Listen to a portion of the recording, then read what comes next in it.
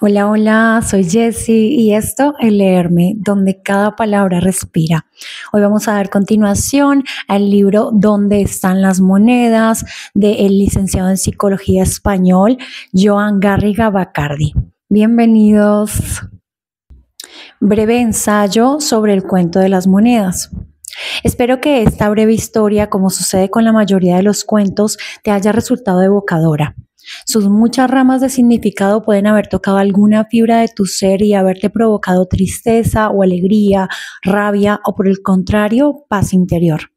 Cada persona habrá entresacado sus propias reflexiones o sentimientos, incluso sus propias conclusiones. Dado que el cuento evoca más de lo que explica, te propongo seguir leyendo para entender más o mejor, para descubrir cosas que tal vez se te habían escapado o confirmar que tus emociones tienen pleno sentido.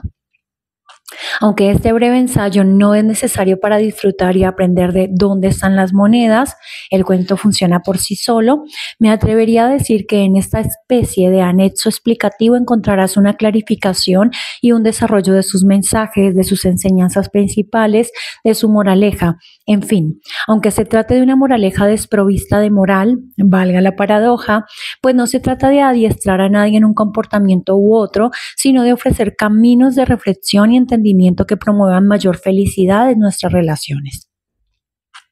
He estructurado este breve ensayo a mi imagen y semejanza, es decir, no tiene una estructura clásica de tesis, antítesis y síntesis, sino una más caprichosa y menos sistemática, más intuitiva y personal, por decirlo así. Mi planteamiento es sencillo. Es como si estuviera ahora mismo en una sala frente a ti y otras personas y después de explicar el cuento empezarías a preguntarme sobre su significado. Entonces, lo que os explicaría sería más o menos lo que sigue. Bueno, de aquí en adelante van a empezar como un proceso de preguntas y respuestas, dado que el licenciado en psicología Joan Garriga piensa que es una forma mucho más fácil de explicar el texto. Lo hace de esa manera, como si estuviera frente a la persona y la persona estuviera empezando a preguntar, cada uno levanta la mano, hace preguntas y él da respuesta a esas preguntas. Así que vamos a dar comienzo. ¿Qué representan las monedas que reciben los protagonistas de manos de sus padres? Las monedas de nuestros padres representan el abundante caudal de experiencias que hemos tenido con ellos, tanto agradables como desagradables, alegres o tristes, afortunadas o desgraciadas. Todas sin excepción. La concepción, el nacimiento, la infancia, la adolescencia, etc. Todo lo que como hijos hemos vivido en relación con nuestros padres en todos los periodos de nuestra vida, pero muy especialmente en la crianza, justo cuando éramos más frágiles y dependientes. Las monedas simbolizan, por tanto, todo lo que hemos recibido de ellos, incluyendo, por supuesto, el regalo más grande que es la vida. Además, podemos añadir su pasado y su historia, eso es, sucesos y vivencias anteriores a nuestro nacimiento o concepción, ya que habitualmente antes de nacer pertenecemos al deseo y al pensamiento de nuestros padres. Y también, en un sentido transgeneracional, por nuestras venas corre la sangre y la experiencia de muchos anteriores, concretados en las respectivas familias de origen de los padres, con todas las vicisitudes que les tocó vivir. Cada familia es una matriz de fuerza y también de dolor visitada por los grandes poderes del vivir, esencialmente la sexualidad y la muerte. En resumen, las monedas son todo lo recibido en nuestras raíces y en nuestra pertenencia y todo lo vivido en lo concreto de la vida con nuestros padres. ¿Qué significa tomar las monedas? Tomar las monedas significa tomarlo todo exactamente como fue, sin añadir ni quitar nada, incluyendo lo dulce y lo cruel, lo alegre y lo triste, lo ligero y lo pesado, todo. Por la simple razón de que esa es nuestra herencia y el conjunto de experiencias vividas que nos constituyen. Las monedas también pueden incluir abusos, hechos dolorosos o terribles y brutales. Tomar las monedas conlleva tomar también aquello que nos hirió, aquello que lastimó la inocencia y la belleza natural del niño. Es posible, aunque resulte difícil, decir sí a todo lo que nos llega a través de nuestros padres sin añadir ni quitar nada.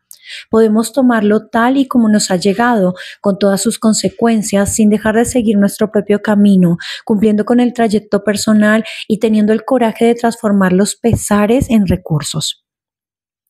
Si tan difícil nos resulta tomar las monedas, es porque no sabemos qué hacer con el dolor. No sabemos cómo manejarnos con nuestros sentimientos heridos ni con nuestras turbulencias emocionales.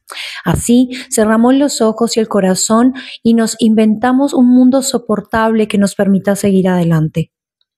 Muchas tradiciones y concretamente las tablas de Moisés imponen el mandamiento de honrar a los padres, conscientes de su poder liberador y del bienestar que aporta a las personas. Pero a este lugar se llega tras un arduo proceso interior. En realidad, no se puede fabricar como un mandamiento ni erigirse en imposición ficticia. Las tradiciones señalan con el dedo sabio la ruta adecuada para alcanzar este lugar y, si tiene sentido para nosotros, debemos recorrerla. Si decidimos hacerlo, ahí comienza todo un proceso. Por eso, muchos abordajes psicoterapéuticos, mientras buscan soluciones a los problemas de las personas, se plantean un objetivo integrador, unas veces explícito y otras implícito: restaurar el amor hacia nuestros padres, recuperar el movimiento amoroso natural y espontáneo que sentía el niño hacia sus progenitores. Las personas que avanzan en este proceso suelen sentirse más íntegras, congruentes y amorosas. Mejoran en sus relaciones personales y afectivas, ganan madurez, serenidad y sobre todo autoestima. Se alinean con el misterioso fluir de la vida con más fuerza. Pero, si algo no nos gusta de nuestros padres, ¿por qué debemos tomarlo? Es un clásico en psicoterapia el caso de los pacientes que juraron de niños no parecerse a sus padres para luego descubrir en la fase media de su vida que son y actúan como ellos. La respuesta a esa pregunta es muy sencilla. Nos encadena lo que rechazamos y solo lo que amamos nos hace libres. Y vuelvo y la repito. Nos encadena lo que rechazamos y solo lo que amamos nos hace libres.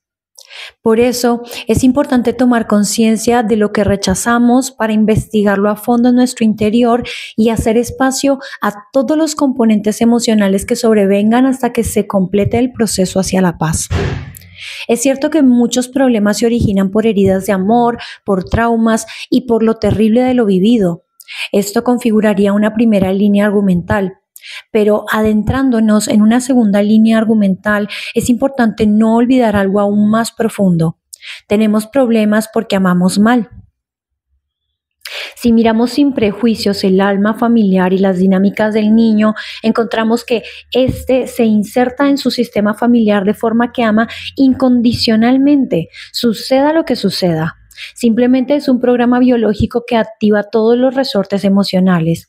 Y vemos que por amor ciego trata de asumir sacrificios, cargas o culpas que corresponden a sus padres, hermanos, abuelos o a la familia extensa. Puede intentar morir o enfermar en lugar de sus padres, preso de un pensamiento mágico que le hace creer que de esta manera conseguirá salvarlos. Puede seguirlos hacia la enfermedad, la muerte, la adicción u otros destinos, pensando también mágicamente que así su corazón o el de los que ama entrará en calor y en reposo.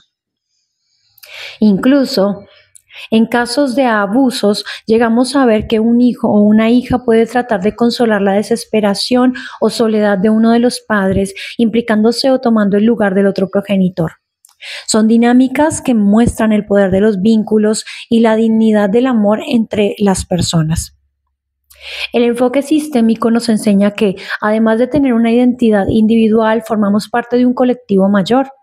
Todos estamos insertados en una mente común mayor, un alma familiar, como se denomina en el trabajo de constelaciones familiares. Y esta alma tiene sus reglas.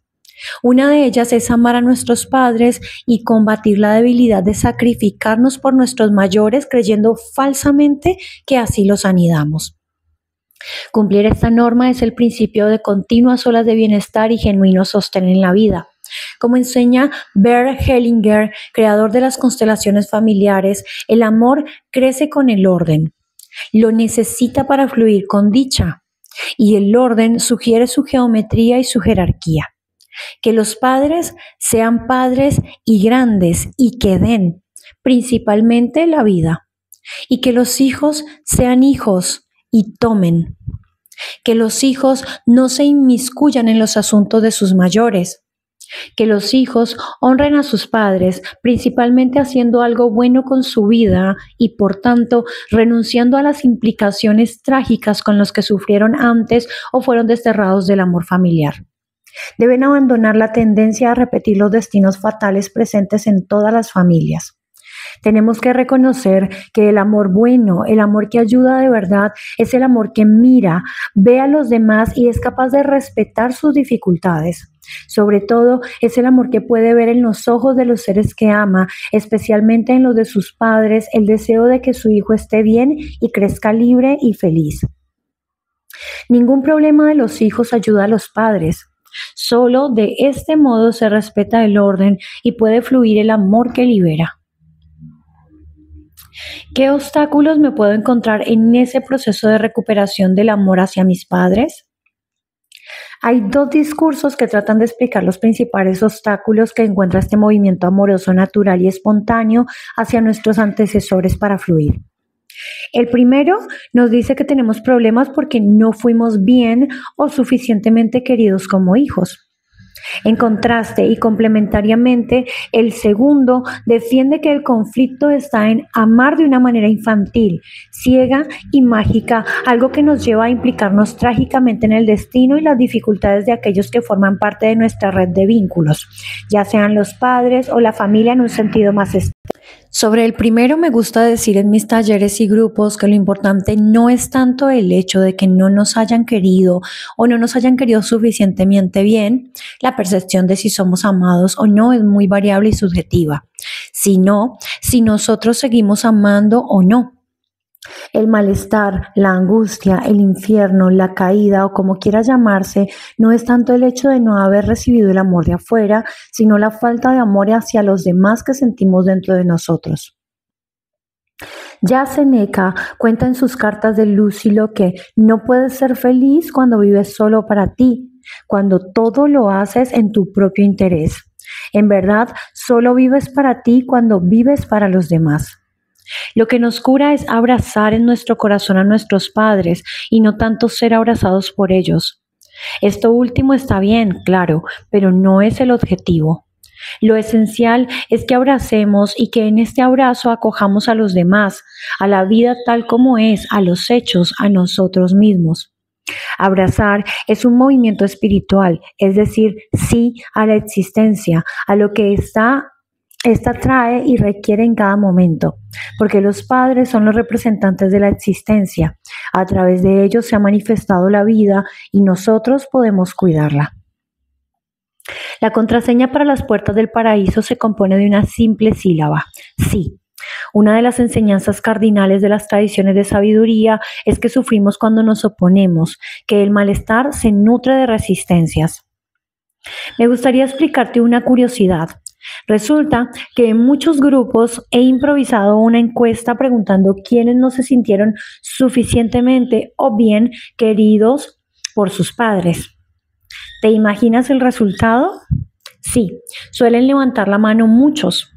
A continuación, pregunto acerca de cuántos de los que son padres dirían que no quieren suficientemente o suficientemente bien a sus hijos. Casi nadie levanta la mano. No hacen falta conocimientos de contabilidad para deducir que los números no cuadran. Para mí, hay una sola explicación a esto y es de orden cultural. Se ha privilegiado el cuestionamiento de los padres, dando alas quizá a un movimiento necesario para transitar de una cultura excesivamente patriarcal hacia otra más filial. Sin embargo, todos los extremos necesitan corregirse y la actual dictadura moderna de lo filial debilita tanto a los hijos como a sus padres, los confunde. Además, acentuando la puesta en escena acusatoria contra los padres, se perpetúa la tendencia victimista e irresponsable de los hijos. Mientras los padres sufren innecesariamente de un amargo acopio de culpas, También los padres han entrado en el código cultural imperante, autoperseguidor de que deberían ser mejores, más perfectos. Hay otra razón poderosa que puede empujarnos a iniciar la tarea de restaurar el amor hacia nuestros padres. Solo logramos amarnos a nosotros mismos cuando los amamos y honramos a ellos. En lo más profundo de cada uno de nosotros, por muy graves que sean las heridas, los hijos seguimos siendo leales a nuestros padres e inevitablemente los tomamos como modelos y los interiorizamos. De algún modo conectamos con una fuerza que nos hace ser como ellos. Por eso, cuando somos capaces de amarlos, honrarlos, dignificarlos y respetarlos, podemos hacer lo mismo con nosotros mismos y ser libres. ¿Cómo podemos saber qué hemos tomado y qué hemos rechazado?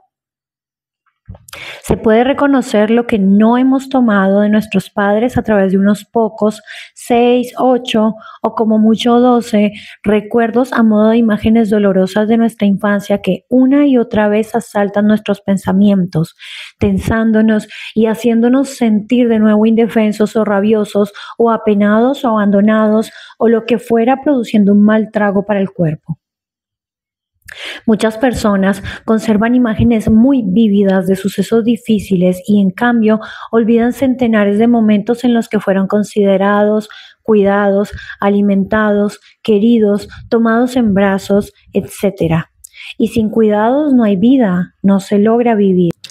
En general, creo que está en horas bajas la cultura psicológica popular de que los padres causan por su negatividad el mal en los hijos. Aunque de hecho nada los esculpe cuando tienen comportamientos destructivos, si miramos la vida cotidiana de los padres, vemos la cantidad de dedicación y ocupaciones que requiere criar a un hijo.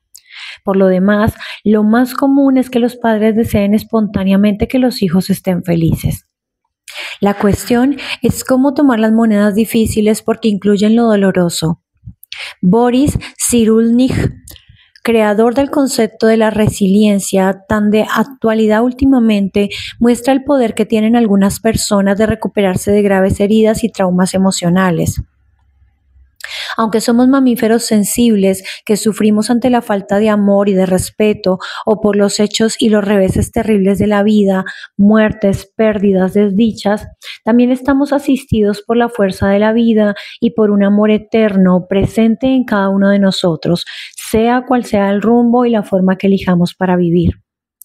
También Confucio afirma que una ofensa no es gran cosa, excepto por el hecho de que nos empeñamos en recordarla.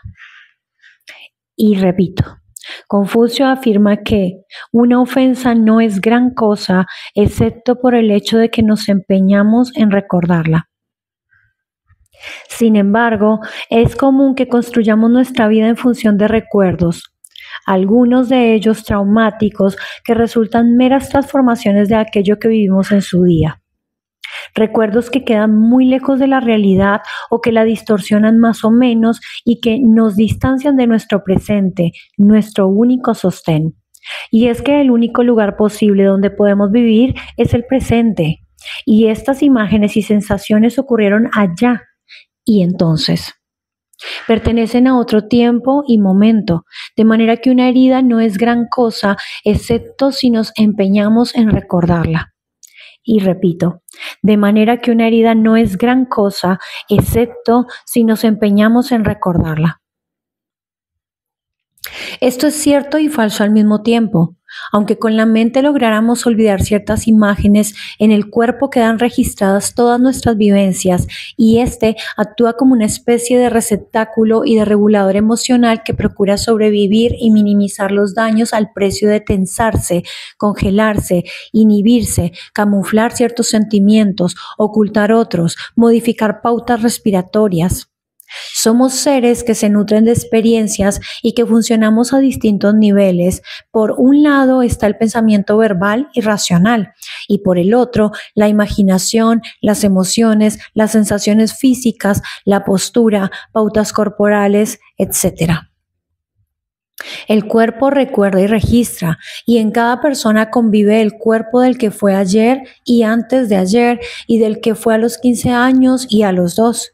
En nuestro cuerpo está presente la memoria de todo lo que vivimos. ¿Qué perdemos o conseguimos al rechazar o tomar las monedas? Entre las vivencias que tenemos con nuestros padres se encuentran las dulces que nos hacían sonreír y sentirnos bien, y las amargas que nos duelen y nos contraen. Las primeras parecería que nos impulsan a la vida y las segundas parecería que nos entorpecen. La tentación para muchos consiste en querer tomar solo lo positivo y expulsar lo negativo, y esto tiene una lógica aplastante. Queremos alejar de nosotros aquello que nos ha producido o todavía nos produce dolor. Así, algunos rechazan a los padres y lo que viene de ellos. Sin embargo, hemos de comprender que la lógica emocional de los efectos funciona de manera precisamente poco lógica. Es más bien un tanto paradójica e independiente de nuestra voluntad, por lo cual a menudo, como ya he apuntado, el rechazo nos ata con más fuerza a lo que rechazamos o a aquello que rechazamos.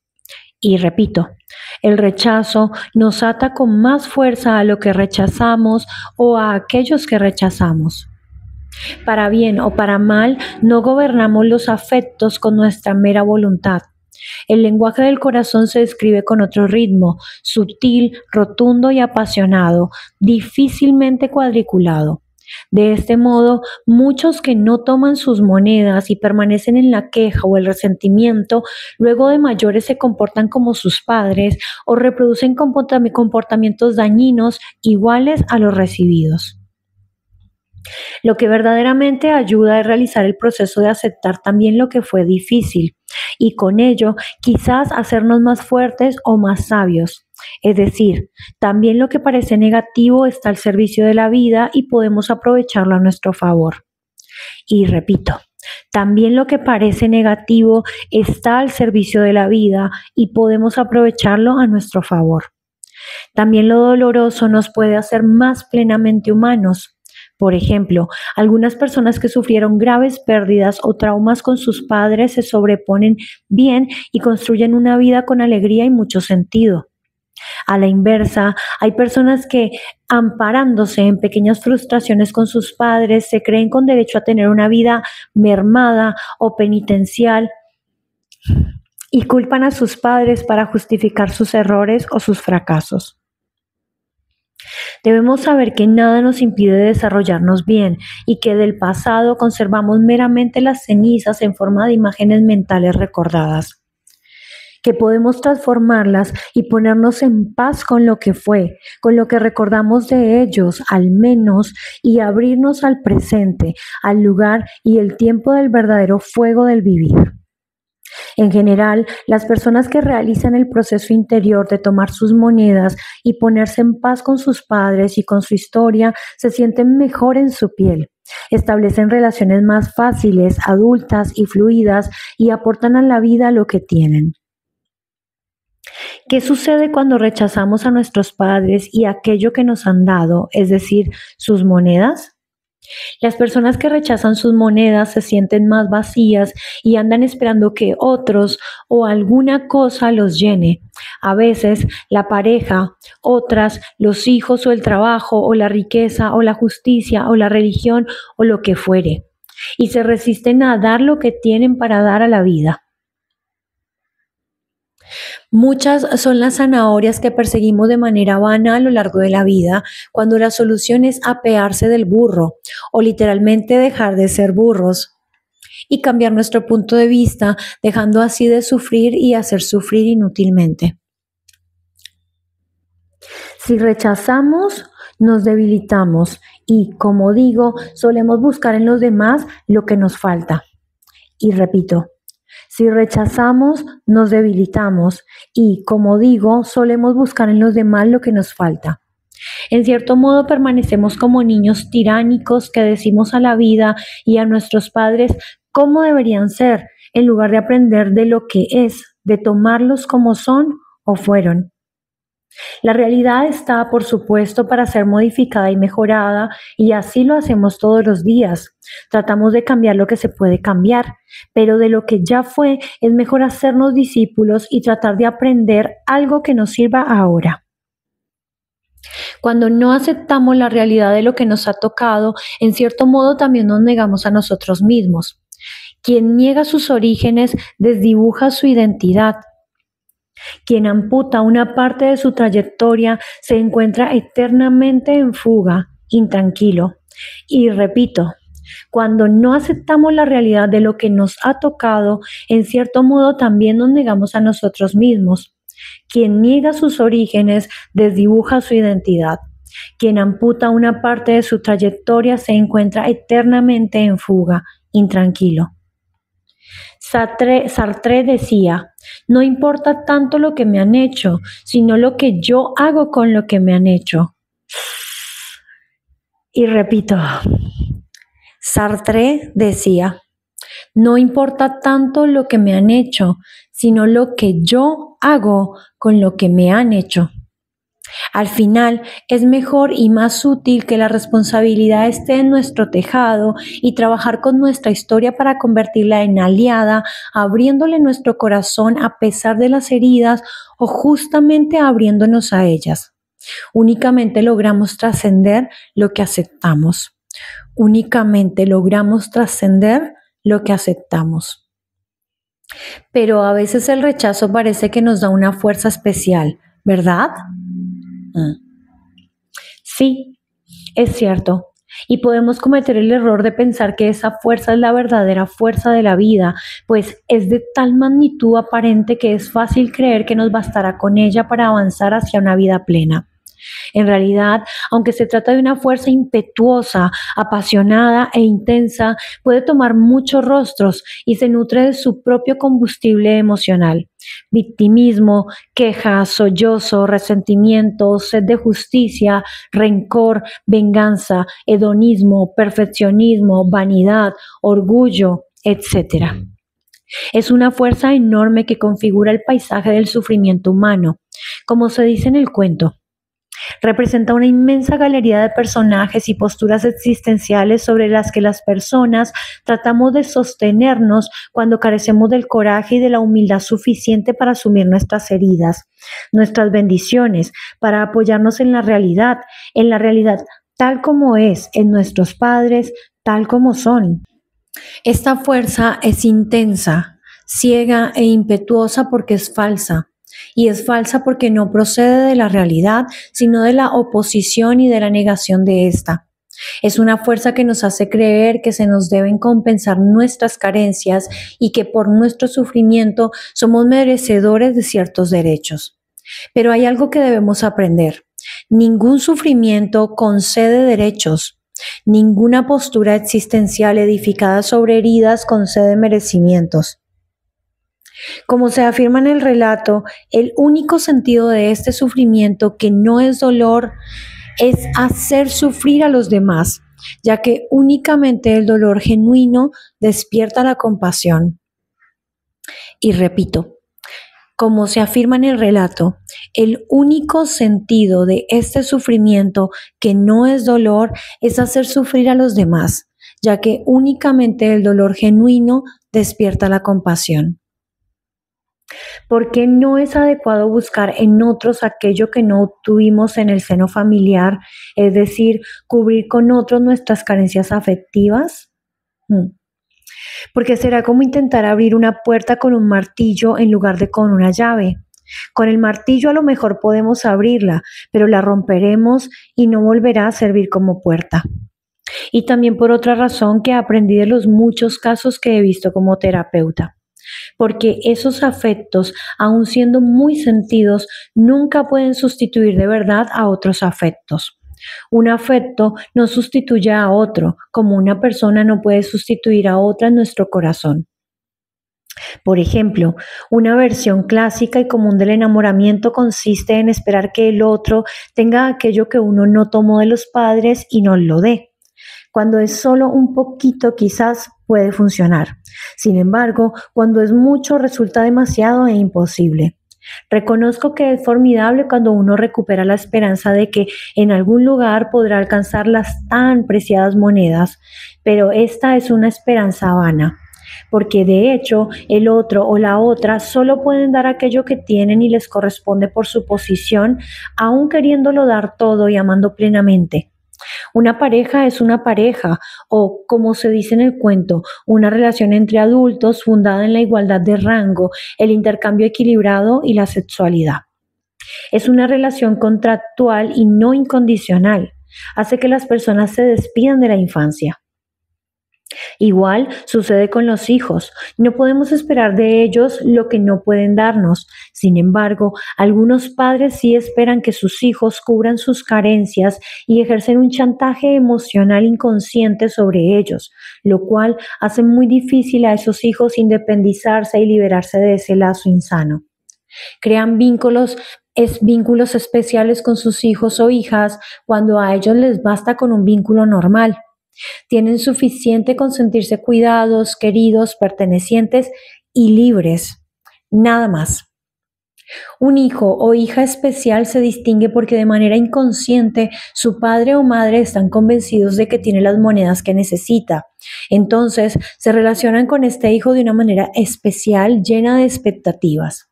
De manera no muy consciente buscan en los hijos lo que les falta, anhelan llenar sus vacíos o lo que no tomaron de sus padres o de sus parejas, y esto es un peso notable para sus hijos. Algunos de ellos lo asumen por amor a los padres y sacrifican su vida involucrándose con intensidad. Otros encuentran oportunidades y la presión de su autonomía y desarrollo les empuja con tesón. Hay que saber que en el fondo los hijos aman ciegamente a sus padres y a su familia y se implican con lo que el sistema y los padres requieren, con lo que quedó inconcluso a través de sus cargas y sufrimientos. Esto no ayuda a nadie, por supuesto. El amor ciego trae mucha enfermedad. Ojalá se cumpliera el orden de las relaciones humanas en las familias para que las personas sean más dichosas y en especial dos normas: que todos forman parte en igual medida y que los posteriores no cargan con asuntos de los anteriores. Es difícil, claro, cómo un hijo puede desentenderse cuando ve triste o infeliz a la madre o el padre o no confía en que estén bien sostenidos en la vida.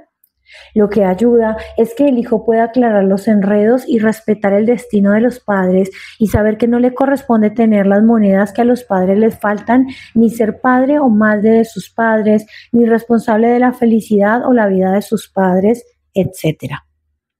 Cuando un hijo se desarrolla y sale del lugar de apoyo de uno de sus padres, por ejemplo, se quiebra un equilibrio establecido en el sistema y este padre tiene una nueva oportunidad de encontrar lo que le falta o de resolver lo que no está resuelto.